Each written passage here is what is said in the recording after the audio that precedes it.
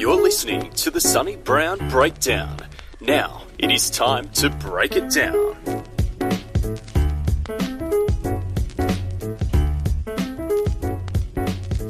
Welcome to episode number 47 of the Sonny Brown Breakdown. I'm your host, Sonny Brown, and in this episode, I talk to Daniele Bolleli.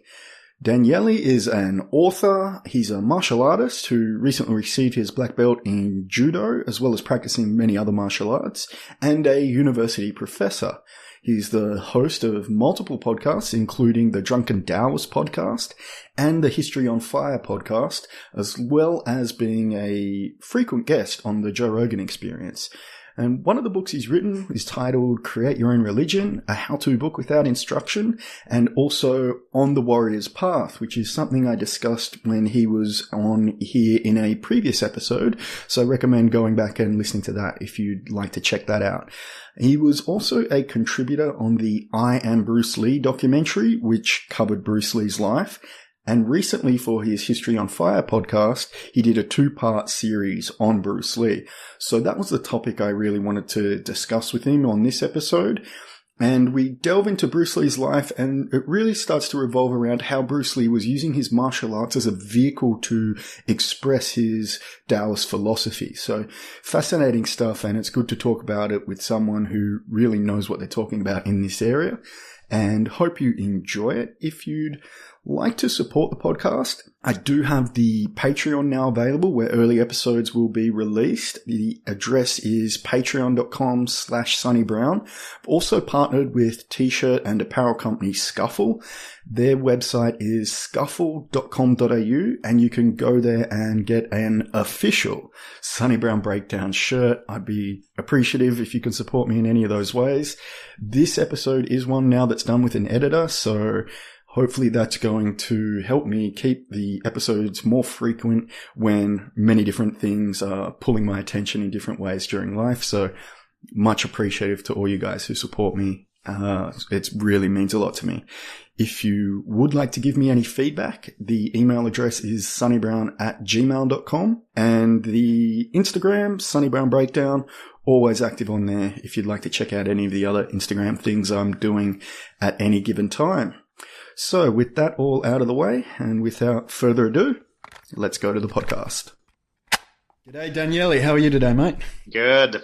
Thanks so much for having a second chat with you here on the podcast. This should be fun. No problem at all. It's my honor. The reason for this chat, I noticed you'd put out a 2-part series on your podcast discussing the life and times of Bruce Lee. Yep. You'd also been in the documentary, I think it was I Am Bruce Lee, Yep. discussing him there. And Bruce Lee is the prototypical martial artist of many people aspire to emulate in lots of ways. So I thought, what a good opportunity just to have a discussion about him and what he kind of means in the modern world and his legacy that he's left for us. Yep. Probably a good way to start off is kind of, how do you think Bruce Lee figures into your life and understanding of the martial arts? When you look at Bruce Lee's philosophy, I mean, there are many, many aspects about Bruce Lee's lives and legacies that are interesting. But when you look at his philosophy, that's where to me is as important as it gets. Because it applies to more, I mean, he has fantastic example of how to apply those ideas to martial arts. But you can also see how those ideas, you can apply them to everything else. That example has not been followed that much, despite the fact that it seems to work so well in something that he touches on some topics that get under the skin of people. Because ultimately he's asking, I mean, if we just want to get the ball rolling and talk about what are some of those ideas, his 4-step methodology, the whole idea of research your own experience, but basically is the whole idea of absorbing what is useful, rejecting what is useless, and adding what's specifically your own. Yeah. It seems so simple, right? That's basic science, is you look at the evidence, you take what works, you leave the stuff that doesn't work, and you tweak it a little. And yet, one of the things that why was it so revolutionary? Well, when it comes to martial arts, but many other fields in life fit the bill as well, is that people develop an attachment to a certain methodology. So people are not just, oh, I practice martial arts. People are like, especially back then, they were hardcore about, I'm a karate guy, or I'm a judo guy, or I'm a kung fu guy, or And that became their identity. Which when you think about it is stupid. It's like, why?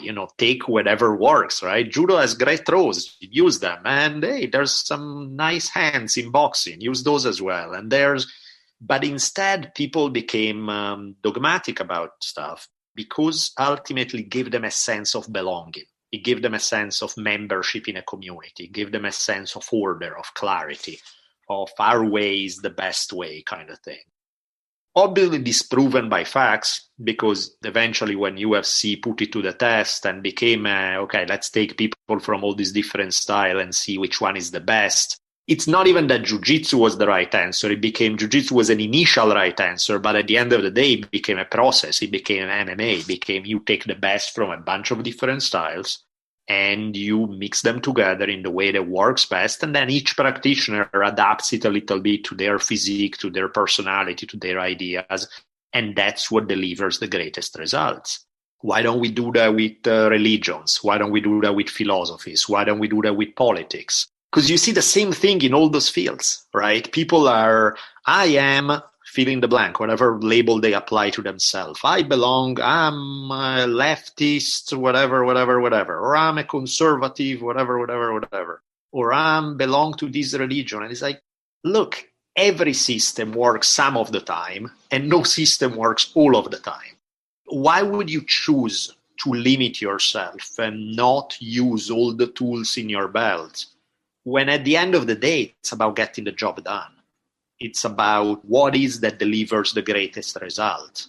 I think I know why. Is because unlike with martial arts, where the physical practice forces you to acknowledge the results, you can only say so many times that your style is the best one if you get knocked in, if somebody drive a knee through your skull 15 times, and after 15 fights, you're like, yeah, maybe your approach is not the best one. I think it has been empirically proven enough times. With ideas, people can always talk. People can spin the worst outcome into, no, really, that was not so bad because the real thing hasn't been tried or whatever. So that's kind of the problem, that they never have to face the music of dealing with the outcome. And they are too emotionally invested into that one ideology, that one dogma, that one the thing stakes that makes of up their identity. Martial arts and they don't dogma, and then in terms of like other types of dogma, is probably a lot lower, especially with the training of different styles. I mean, this is a life and death context of training, which I guess does raise the stakes there if you're talking about personal safety. But for the most part, I guess that's not what was really being pushed forwards by Bruce when he was pushing it forward. Because it was mainly, he gave a speech, or was in his book, went after the old guard of traditional martial arts. It was really just for not being effective and not testing their stuff, yep. Right?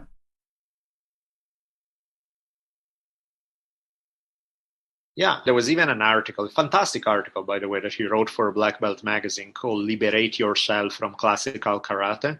And in just a few pages, he really sums up some of the key elements of his philosophy.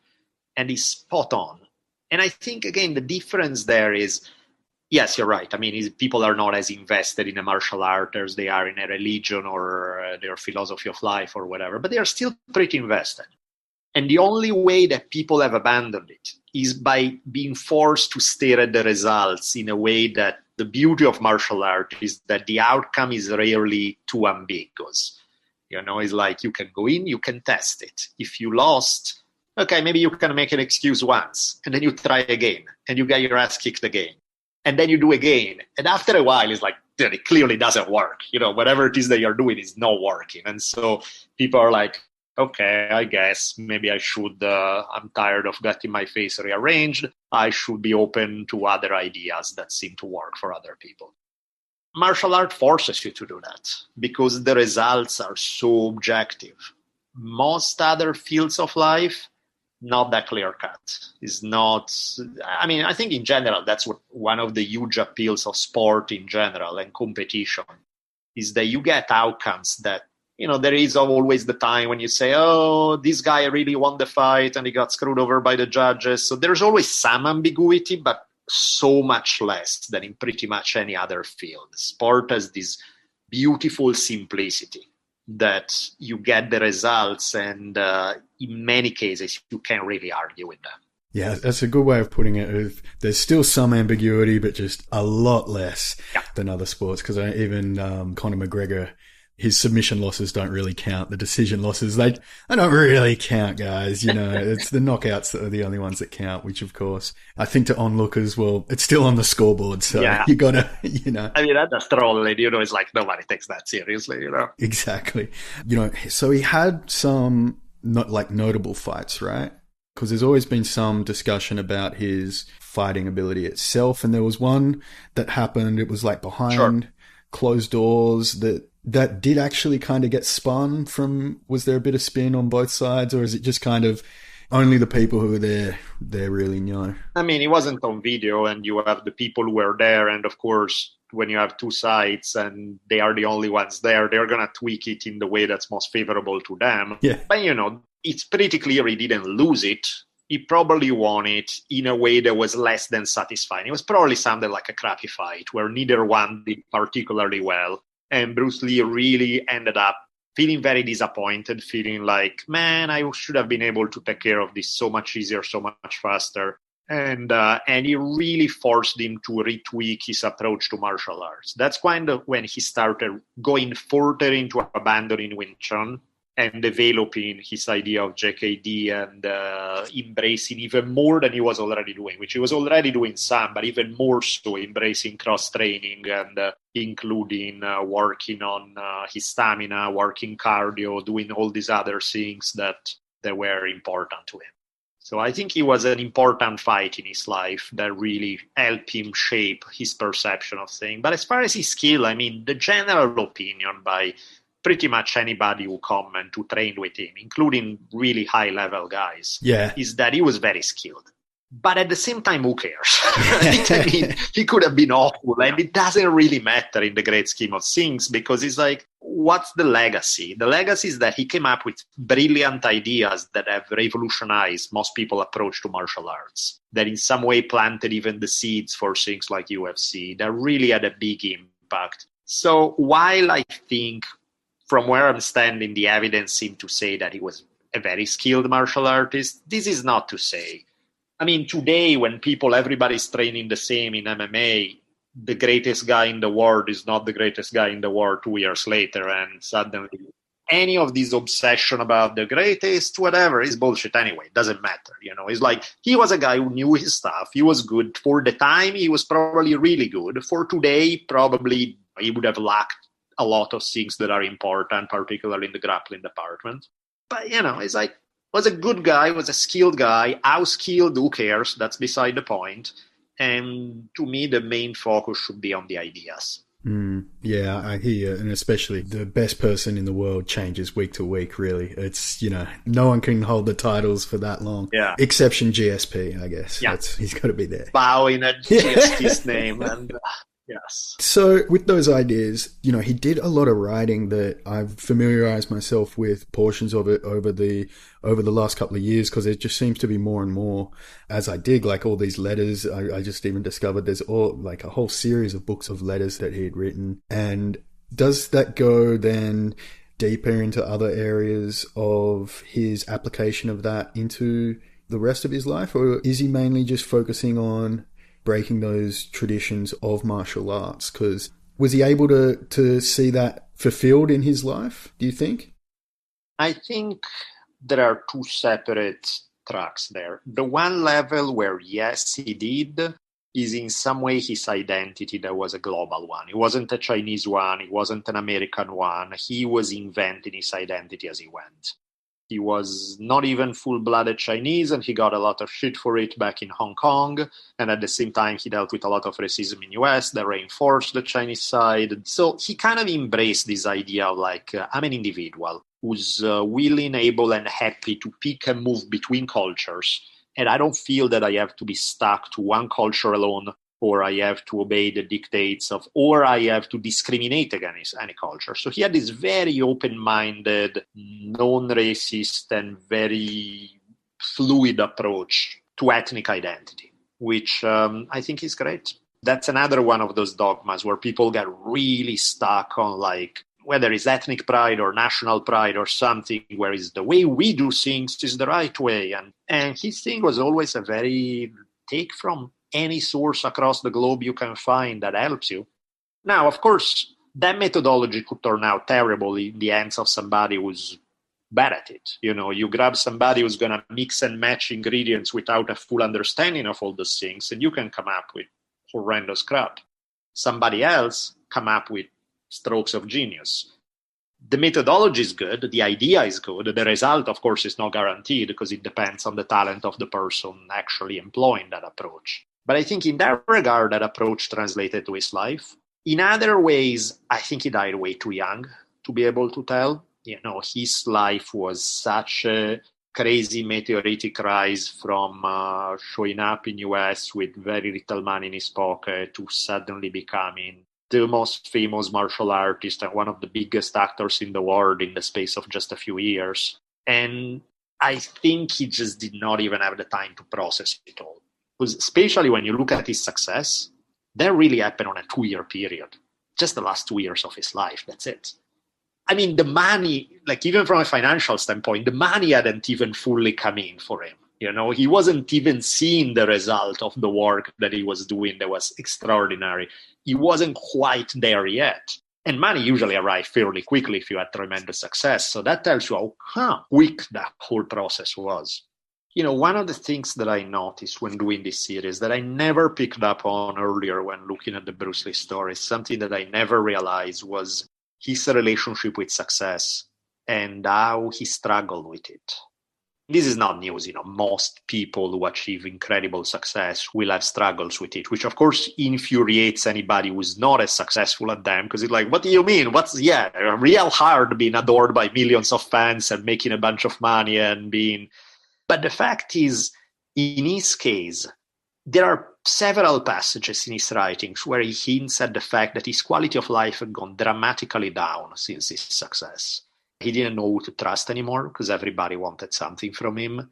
He did not know if that success was going to last. So he felt pressure to say yes to everything. Any project, anything, he had to strike the iron while he was hot. So he felt this need of grinding, working super hard, never taking a break, and which in some ways probably is the stuff that set up his downfall, because while there are all sorts of theories about his death and the allergy to medication and this, that, and the other, there's no argument that he was way overworked. He had lost a whole lot of weight on a guy who was already had barely any body fat to begin with, and was just working himself ragged because he was just working crazy hours in Hong Kong heat, working like a dog morning to night, never mind the emotional pressure that he was feeling. So I think that definitely did not help him. And he didn't even have the time to metabolize the success and come to terms with it and set boundaries so that he could still have a good life and take breaks and feed himself, recuperate energy, feed his spirit, and go back to doing what he was doing. It was all happening too quickly, and he was just kind of caught into the rush of it all. Perhaps, when we're talking about the benefit of martial arts is being able to get that instant feedback and, instant results, that level of success and not being able to trust people and having the world perhaps somewhat distorted to the truth of the feedback that you're getting then would be playing a difficult role for him to interpret it? For sure. If you look at most, it's even worse when people are younger than him. He was young, but not as young. But like when you look at how many child stars have come out really well adjusted, it's like you need to be really mature and have lots of help around you and have time to come to terms with it, because that level of success comes with a tremendous level of pressure. Whereas when you have a little niche following, people love you. When you go big, you're going to have a bunch of people who hate your guts. Suddenly, you're going to find crazy things said about you that may not be true at all, being spread left and right. You have to deal with all this accusation. You have to deal with people suing you because they want money. You are going to have to deal. So there's a lot of stress that go with that stuff, that if you don't have somebody who know how to handle all that stuff, who can shield you from some of it, if it's happening all at once and you never even envisioned that that could happen, or at least couldn't happen that quick, it's too much, mess you up. I've seen even people I know who have achieved ridiculous success, and there's something about them, even when they handle it well, where on a personal level, there's a part of them that's always guarded. There's a part of them where there's the shield in front because they have to shake hands with so many people every day. And every single day, everybody, including their friends, really deep down want something from them because they know that if they do something, they can open doors that could change their life. And so everyone is like, I like him, he's my friend, but I also want this thing from him. And so in every interaction, you have to deal with that stuff. That's heavy. Because you don't know who to trust anymore. You don't know who you can just be you and shoot the shit and relax with. And instead you have to constantly deal with people's expectations and everybody thinking that meeting you is going to change their lives. And it's just like, man, that's a lot. Yeah, that's a difficult one to kind of process, I guess, especially if he's spent so long like moving to America and to, make it to that point. And, has that strong philosophical backing and purpose to kind of live, to then have that distortion and the fame perhaps kind of clashes really then, I guess, with what he was trying to do, but a necessary part to spread the message? Yeah, for sure. It's important to learn how to deal with success because there are opportunities that come with it. There's a reason why you got there in the first place, is you wanted it. And you wanted it for good reasons. But we often, when you don't have it, you tend to see the good stuff and you forget all the baggage that come with it. I think it's something I mentioned in the podcast when I did about him. I had a micro version, because of course, compare my experience to Bruce Lee's experience. We're talking about such levels of magnitude of difference that it's not even funny. But like in my experience, I noticed like when I achieved the most success I ever had, I would wake up in the morning, work like a dog, never have time to do anything for me and suddenly you look at yourself and you look like the stereotype of every asshole father in every other movie who's too busy to play with his kids and too busy to pay attention to the people you love and too busy to eat well. And you're like, wait, this is success? This sucks. This is not success. This is me being an idiot. This is me ruining. I'm like a hamster on a wheel and just running around and doing these things, saying, can't you see how successful I am? And it's like, no, that's not success. And so and it's contradictory because the thing that made you successful was that ability to grind, that hard work, that crazy work ethics, that ability to push. But then when you have it, you also need to learn how to let the foot off the accelerator a little and say, great that I did it, pat on the back. But remember, this is a marathon. It's not a sprint. You need to last through this. It's not just getting there. It's also staying through it for a long time. And that's not an easy skill. It really is the opposite of what allows you to get there in the first place. That's definitely a tricky one, I guess, just finding that balance of how you're going to make it work. I know Bruce was big on setting goals, or at least he'd written out a lot of his major goals that he'd want to achieve during his lifetime. Is that something that's shown up more in his writings, any affirmations or things like that? Big time. He was huge on that stuff. He really believed in this idea of keeping a journal, writing it down, putting it into words, having it there. And he did the impossible. He set for himself crazy goals and he achieved most of them in a really short period of time. There was that other side to it, the one that he did right, but he didn't have the time to do it. How to integrate all these in an actually more harmonious life, in a happy, sustainable life. He did check the boxes of making X money, achieve this fame, do this and that. The other part of being able to actually have a good life connected with this wasn't there yet. Maybe he would have, maybe he lived longer, maybe he would have figured it out and would have been just a bump in the road of getting adjusted, and maybe he would have figured out a great way to deal with it. Didn't have the time to do it. That's a heavy one to think about then. If Perhaps maybe the order can be reversed on that if things had turned out differently, of which one comes first, or could just be a chicken and the egg type situation, right? It's hard. It's really a balancing act. I mean, think about it in very practical terms about martial arts. Like, how do people get really good in martial arts? They work really hard. They push themselves to the limit. Sometimes they push a little past the limit. But if you do that forever and always you have the foot on the accelerator and push harder, work out harder, lift harder, put in 3 times a day kind of thing, you're going to burn out eventually. It's like you're going to get great in a shorter time than other people, but it's not sustainable forever. You cannot train like that for your entire life. Sometimes I think that, the portion of his philosophy of adding what's uniquely your own, sometimes maybe I'll add a couple of rest days that are uniquely my own in there. Maybe a few too many here and there. I think that allows you to practice till you're 80, whereas the other approach, I mean, I was chatting with somebody today and we were talking about wrestling and saying, isn't it trippy that wrestling is, people do it as kids? People, if they are really good, they compete in college. But there are very, very few places where as an adult, you can go and train wrestling as an adult. Mm-hmm. You train it as part of jiu-jitsu, you train it maybe as judo, you train it as straight up wrestling is so... The stuff that makes wrestlers phenomenal is that they have this insane endurance, this ability to push through things that most everybody would have tapped by then, and somehow they come out the other end, okay, in semi one piece. And, it's this crazy willpower drive, harder, faster kind of thing. But then nobody does it as an adult. I mean, people do it kind of on the side, but they switch their practice to something a little more mellow because you cannot train like that for the rest of your year. You can do it when you're 18.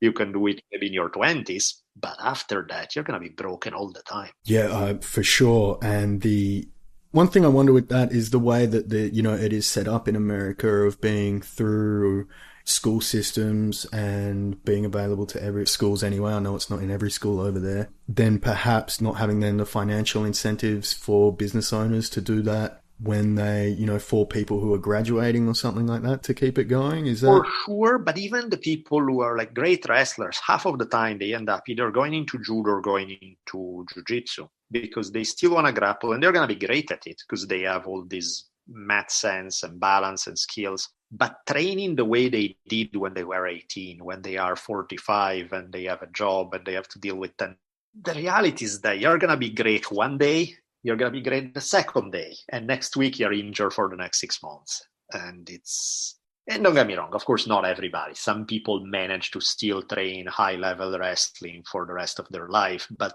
it's such the energy behind wrestling, what makes it successful, tend to be so intense, so punishing on the body, that it's not the easiest thing to be able to keep training that way for the rest of your life. I mean, even lifting weights or anything really is like there's stuff that whole no pain, no gain approach works in the short term, tend not to work very well as you age.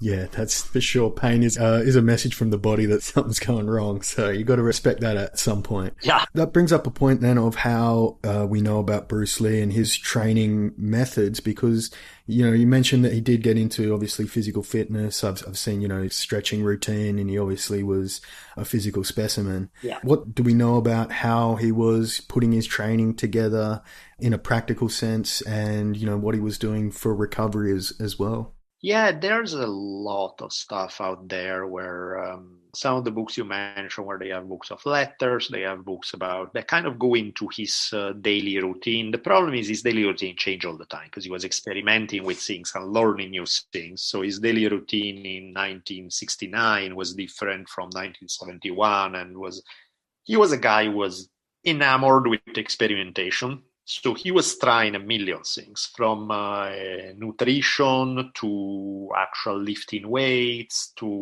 so everybody has an idea, and they are probably right for a period of his life, but it's kind of hard to generalize long term, because I don't think there was a long term yet in that regard. I think he was still in this process of figuring it out as he went.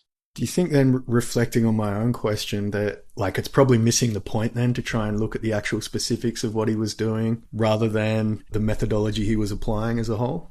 The specifics are interesting, and if you can catch a piece of information that that's interesting. Maybe it's worth an experiment. But I think that's as far as it goes. For the most part, I think the information that we have today about most athletes are great. We have access to tremendous amount of information. You may run into something that nobody's doing today that's like, oh, that's actually interesting and shows promise, but probably not a whole lot. Because realistically, a lot of these things have been developed by other people over time. So then part of that experimentation would have been applying the same philosophy of trying things, seeing what works, rejecting what doesn't. Obviously, his upbringing would have played that role, but what would have really been the driving force behind him developing that? What was the foundation of it? When you read about his biography, he seemed to have been born different by other people. His energy level was different from other people. His siblings say that he would just, most kids kind of move through the night. He just was a furnace. He would just constantly burning with energy. He was, one of his nicknames when he was a kid was like this can't sit, that he couldn't sit still, that he was in constant motion, right? So he was hyperactive to the 10th power. And he has this vitality that was in this very explosive, very go out there, do things, jump, try this, do this other, like could not be contained kind of feeling. And I think that's a lot at the roots of his personality, that he was, there was no going slow with him. He was like 120 miles an hour all the time in everything he did. And I think he really, in some way, there's almost a genetic element there where he was born that way. Other people in his family weren't. He had that, it was both his personality, was his physique, it was his energy, was, who the hell knows what those say? Is it a soul? I don't know what but it's something that was uniquely his, that just constantly driving him forward and constantly making him try things. And this use of energy in a way that like most people would run out quickly. It will be like, oh man, slow down a second here. It's like, no, I don't have that much energy to do 10,000 things. He had it. Now, he had it. He also died at 32. So maybe he had it because he went through energy the way that maybe he's, maybe slowing down a little wouldn't have been a bad idea. But that was definitely part of who he was. Okay, so yeah, he would have been facing then the limits of different people's dogmas and ideology at a much faster rate than of what everyone else was experiencing. I mean, if he's learning Kung Fu, and while it might then obviously take people a lot longer to press up against the limits, he was probably meeting those limits almost immediately, right? Yeah. And that's where I think he's so big on Taoism. So much of his philosophy is based on Taoism. And one thing that clearly wasn't quite there, and it's huge in Taoism, is balance. Is using the more yin energy, the more less in your face, flex muscle and run at top speed, and more fluidity, more almost Tai Chi-like in terms of energy. And I think that's something that for somebody who's so good at that other side of the game, that's probably something that investing more time and energy into things that for him may have given him, stuff like meditation or stuff like, you want to do Tai Chi for a change, just do form, work on your breath, work on not doing anything, work on sitting on the beach for a month and just relaxing and seeing what that feels like. I don't know that he ever had a chance to do something like that, both because his life worked out a certain way, but also because his energy was like, what would it be like if you're not trying to do 10 million things every day and climbing a mountain and running 20 miles and just sit there, just listen to the waves? What would happen at that point? I think there's something interesting in terms of, many people are kind of lazy by nature, and you sort of need to start a fire under their ass to motivate them and get them going. But then there are also people who are the opposite, who are so self-motivated, so driven, so push, that they need to learn to mellow out, where it's important for them. It's like, you're already good at that stuff. Learn the other stuff. Learn how to take a deep breath and do nothing and just sit in your garden for a while. And I think it's something that we all deal with, right? Just our personalities. Everybody is tilting more one way than another. And whatever you're good at, that's great. Keep doing it. but learn the other stuff, because it may give you that balance that ultimately helps you in life. Yeah, it's a very interesting point then, because it seems like in the martial arts world, everyone, like, cross-training is now commonplace. There's MMAs taking from every style that works. That process is still ongoing. But it does seem then that the other part of the finding that balance of everything is still, that's a constant problem for everyone, no matter what side of that spectrum that you fall on, right? Yeah, I mean, even like I'm talking all this game, like I know what I'm talking about. I suck at it like everybody else. It's like I just, there are 10 million things where I know exactly how I should balance it out. And I'm like, being able to do it is not the easiest thing. But I think even having the self-awareness of where you're lacking is big. And then it's like, you're not going to become amazing at what you're not built for naturally. But if you can tweak it even 10%, if you're a really driven person and you learn how to mellow out just a little bit, it's going to go a long way. Vice versa, if you're a nice, mellow, happy person, but you don't get stuff done very much, learning a little bit of assertiveness, a little bit of pushing and being able to handle the grind is going to help you a bunch. Nobody asks you to become something you're not and to just completely flip your personality. It's not even physically possible. Just tweak it a little. Yeah, that's, as you're saying it, I'm thinking, I should probably get back to the meditation schedule a bit more now. And, I have to drink that, a bit more water today. And it's obviously just a constant struggle or process, either way you want to put it, really. Was then that form of Taoism, that part of the philosophy, then guided that experience of martial arts, and then that is the underlying principles that really makes up the bulk of his philosophy, and it was the martial arts was just how he was putting it in action?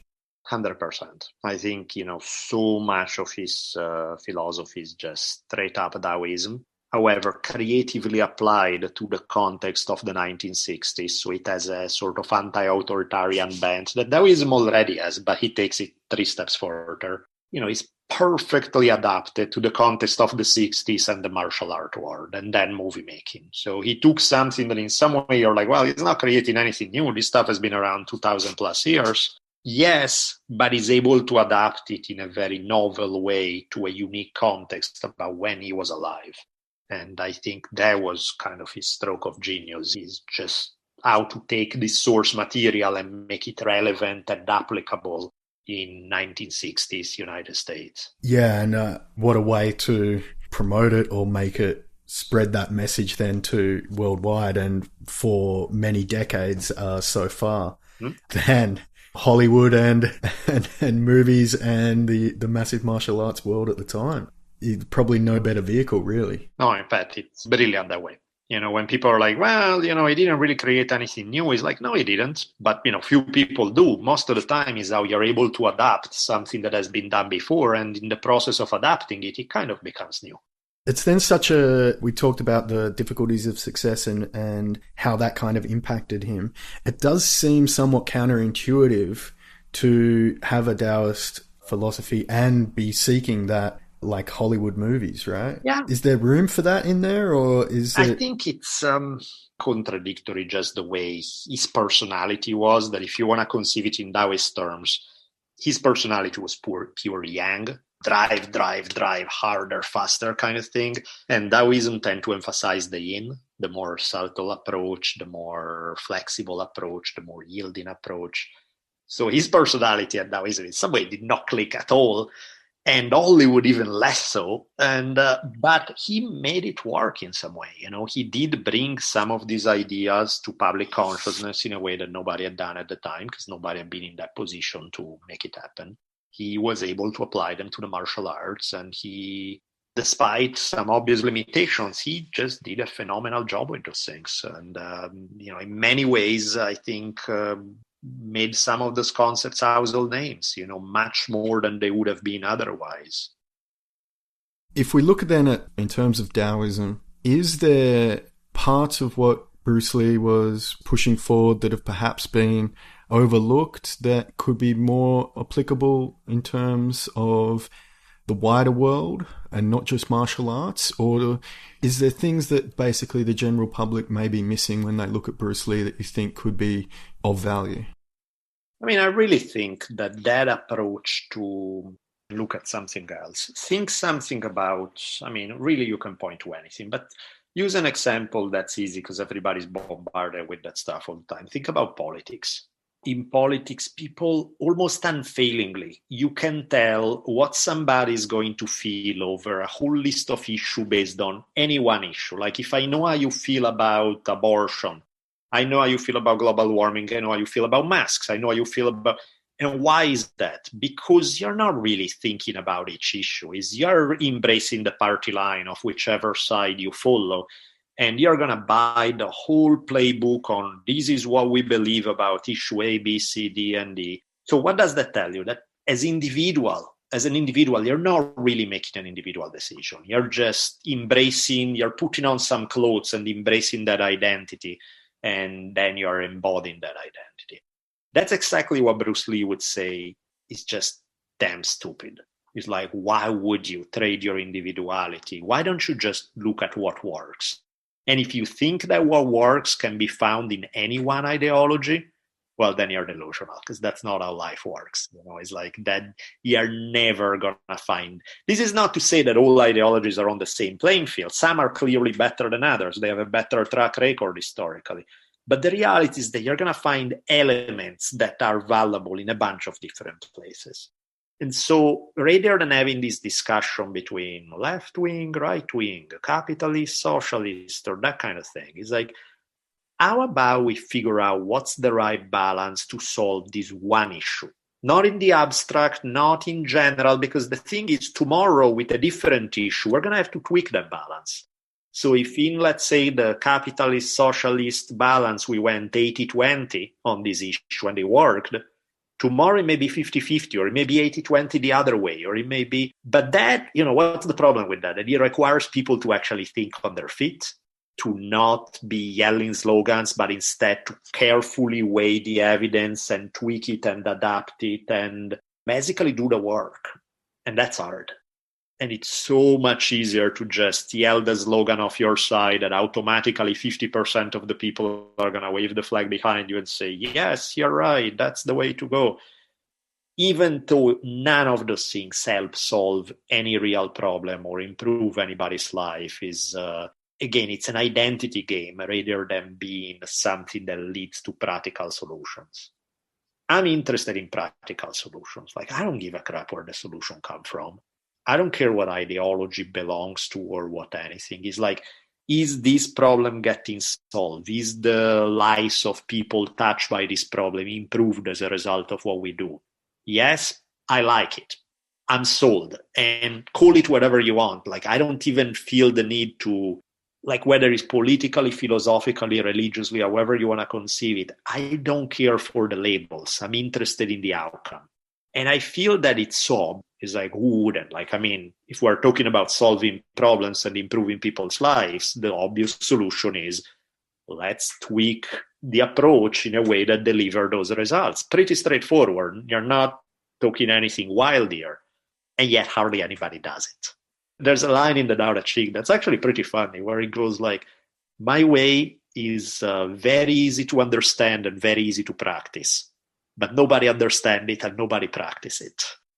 And I'm like, it's unfortunately applicable there, because it's like, yeah, it's so obvious and yet nobody does it. So maybe it's not so obvious. And I think that's what Lee did with martial art, when he did go out and say, screw your styles. Styles are prisons. They are good if they are flexible. They are good if you can stick to a style, but also learn from other things, but not if you devote your individuality to one style. So screw the styles, just become the best martial artist you can be across from styles. He was able to push that just because the evidence has shown that cross-training makes better fighters. That's just how it is. With ideas, again, because nobody will admit defeat. Communism was actually a great idea. It's just that real communism hasn't been tried. And it's like, how many times do we have to go through the same thing before we say that maybe there are some problems with the ideas, So that's the problem with ideas, that nobody ever admits defeat for their side. And rather than saying, you know what, that didn't work, there's still a good idea in what I'm thinking, but maybe I need to lose 70% of it and just focus on that one nugget. It's like, no, we were right. Forget the evidence. The evidence is lying. Reality is it's an illusion. Yeah. It's all in my head because I want to believe it. And it's like, and that would make the world a much better place rather quickly if people stopped wearing ideological hats and wanting to stick to them at all costs and instead focus on the stuff that actually works. That really makes me think then, because one of the issues with that, of speaking with someone who already has their mind made up and there's no changing it no matter what, then it's very difficult to persuade them with the idea of, hey, perhaps, you know, just that notion of, hey, yeah, maybe you're right in some things, but perhaps not in others, like what could be seen as a reasonable idea. It doesn't come across as very persuasive because it's kind of sitting on the fence or not having that strong way to convince them. Yeah. Is then part of that Bruce Lee's legacy is how he was able to forcefully present that ideology to the world? 100%. I think that the unfortunate aspect that is that he was able to do it in one field. Well, it's already huge. It's more than most people will ever do in their life. So he was able to apply to one field in a very clear, convincing way. It would be nice if it could be extended to a bunch of other fields of experience and life. Clearly easier said than done. Yeah, very much easier said than done. I mean, It is really part of the human condition, I guess, that it's dealing with. And it's, who knows where things will be going, because it seems to be ramping up more and more as the years go on. And I mean, I get it. I think I know where it comes from. Is life is scary. The universe is a scary place. You can play all your cards well and horrible things happen anyway. And, you know, we don't know crap about where we come from, where we're going. You know, we are just being alive as a human being involves so much existential anxiety and worry and concern and fear because you don't control the outcome of major things happening around you all the time. So of course people are going to, when they find something that they think works, they are going to cling to it to death, even when it stops working in real life, because it's their anchor, is in their mind, is the thing that keeps them safe in an unsafe world. So of course they're going to like it. Of course this stuff people don't want to give it up, because it's the one thing that allowed them to make sense of the world and feel safe in it. Yeah, I hear that, because that ambiguity in the world is very scary at times, especially with the ability to, in an instant, see what's all the bad things that are going on all around the world just delivered to you as soon as you wake up in the morning. It can be intimidating, and it's sometimes best, I guess, to try and block some of that stuff out. But that has made me think then of your book, which was the basis of kind of choosing your own religion, taking the parts from what you wanted to put together. And I guess that is based then on the same kind of way of thinking and mindset, yeah? To me, that's life. While I understand why people will cling to an ideology at all costs, to the one thing that informs their identity, I think that if you manage not to be 100% ruled by fear, people sometimes feel that unless you take this very strong, hard stance going one way, you're wishy-washy and you're not. The reality is that while you're 100% right, that's the perception. The reality is the exact opposite. That's the coward way out, to just take this stance because it makes you feel good, despite the fact that it only works 20% of the time and you're going to dogmatically apply it 100% of the time, because you're afraid. Because you're afraid to look, you're afraid to find out that your ideas yesterday don't work so well today, because you're afraid.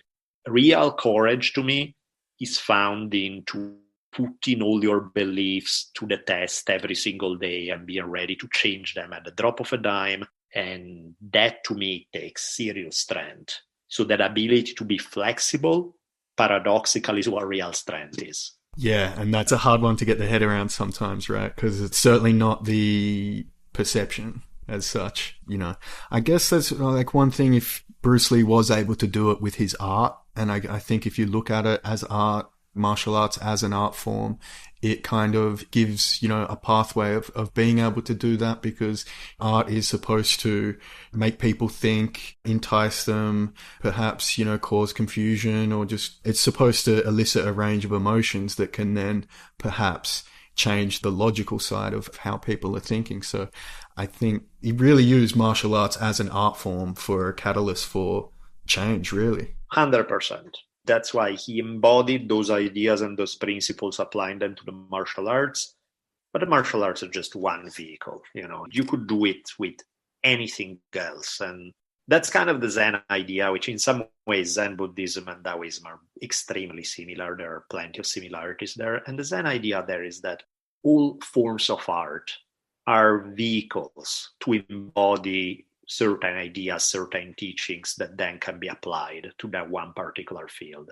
And it kind of goes back to the Miyamoto Musashi idea, right? You learn how to master the sword and you learn how to master everything else. On the surface, it looks like a weird statement. It's like, no, you just learned how to master the sword. There's nothing to do with everything else. It's like, yeah, maybe if you only learn the technique, yes, you only learn how to master the sword. But if you learn the principles behind it, guess what? The principles that can make you a great swordman are the same one that can make you great at anything else in life. Because that's just the language of life as a whole. The specific field may be different, but the principles behind it are not. And I think that's kind of where it's at with this concept, that all art forms are nothing but particular forms to embody more universal principles. And I mean, that does then make me think of how in the modern world where martial arts kind of sees itself placed in terms of, we look very strongly to the prize fighting aspect and that kind of promotional side, which has driven martial arts so far. Yet when we think of Bruce Lee, when we talk about a lot, it's really kind of the traditional martial arts still harken back. And in some ways, I guess, even though he was against traditional martial arts at the time, it's kind of come around full circle, perhaps? Precisely because the shape it takes doesn't really matter in some way.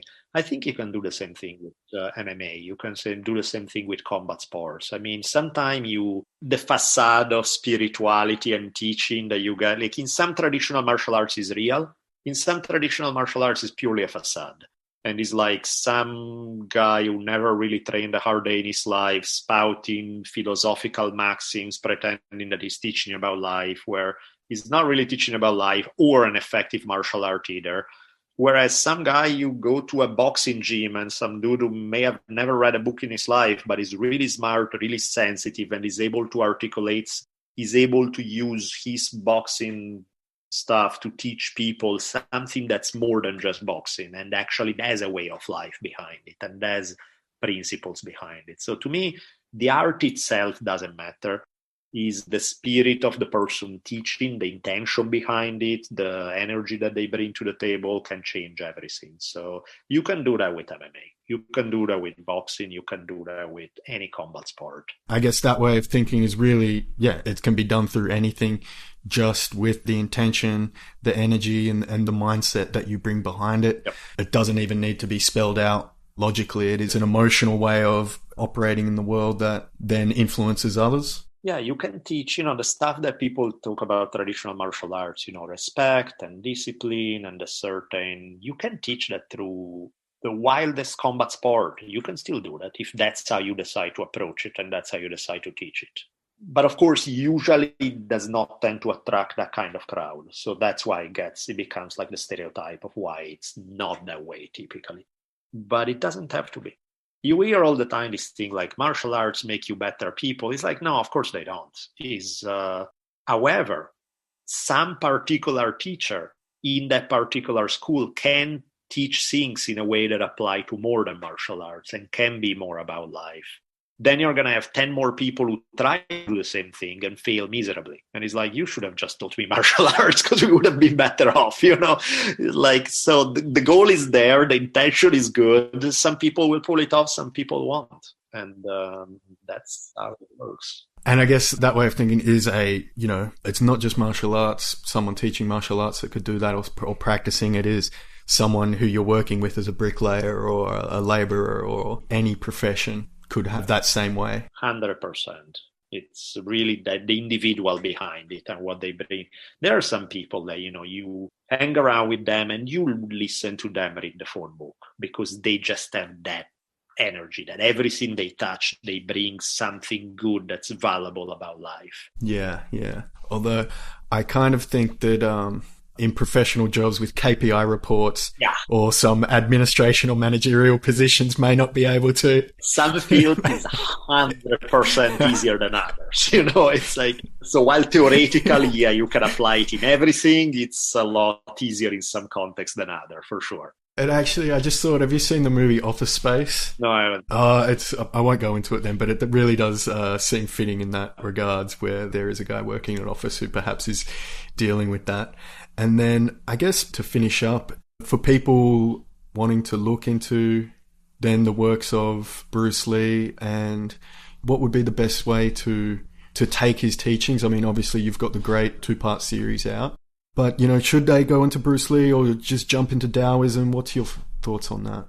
I think a great start is, you can probably Google it and I'm sure it's going to pop up on some site. Just even read the one article, just like, I don't even know, it's like 4, 5, 6 pages, something really short. Just liberate yourself from classical karate. There was really kind of a perfect summary of his approach to the whole thing that he wrote for Black Belt magazine. That's like you don't even have to read a full book. You read a few pages and you really capture a lot of his ideas. And then you see if he resonates with you. It's like, okay, I want to hear more about it. So then you look at Bruce Lee's other writings. So then maybe you start looking at the things that Bruce Lee was reading that was informing him. A huge thing was listening to Alan Watts. Alan Watts was huge for Bruce Lee, right? He read his books and clearly they influenced tremendously the way he presents his ideas. There were some ideas he borrowed from Krishnamurti, who was very about kind of refusing to follow a guru, refusing to follow a single methodology at this very anti-authoritarian bent. Or you look at different Taoist writings, what's out there that catches your eye, I think that's probably a safe way to start. I love it. Yeah, Alan Watts. I've listened to a fair few of his lectures on YouTube, and it's good stuff. It's good stuff. I'll say that. It stops and make you think. And just then, so if people are listening to that, the applications in the world. Say someone wants to start tomorrow, take parts of those philosophies. What's like one simple thing that perhaps someone could do? A real simple one: take all your beliefs and throw them in the trash. I love it. Real simple. See what happens, I guess. Yes, and then approach life without all these preconceived ideas. That's beautiful. That's a good spot to finish up, Daniele. I really appreciate you giving me your time today. I'm very thankful and grateful for the opportunity to talk to you. If people want to get in touch, what's the best way to do it? I know you've got the books and the podcast. Yeah, I think that's probably the easy stuff. Yeah, I have a couple of podcasts out, History on Fire. Even though some History on Fire episodes are behind the paywall, the majority can still be found all over the place for free. Do a more chatty kind of podcast, the Drunken Daoist, sometime. And that one is like, I range all over the place in terms of topics. I have a few books out, so whatever strikes your fancy. Awesome. Well, I really appreciate it, and you have a great day, mate. Cool. Thank you so much. Thank you. You have been listening to the Sonny Brown Breakdown. Until next time, you can visit sonnybrown.net to find out more ways to break it down.